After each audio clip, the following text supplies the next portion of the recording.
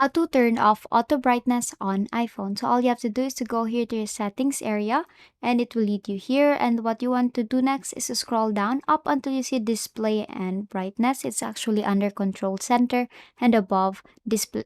Above the home screen. So tap on display and brightness here, and it will lead you here directly to your appearance, your text size, your bold text, your brightness, your true tone, um, your night shift, and then auto lock here. Now, there's actually two types of brightness here where you can um see here.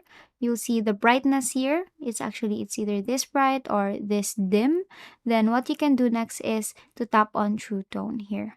Now, you hear it will automatically adapt iPhone display based on the ambient lighting conditions and then make colors appear consistent in different environments. So you have to toggle that on, and then here you will see appearance here. You tap on automatic. So for options here, it can either sunset to sunrise. Now light until the sunset. So that means if it will actually look through your time here and it will automatically adjust its appearance.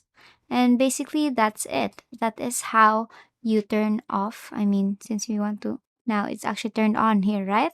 Now if since we want to turn off the auto brightness, then all you have to do is to toggle that off, everything off.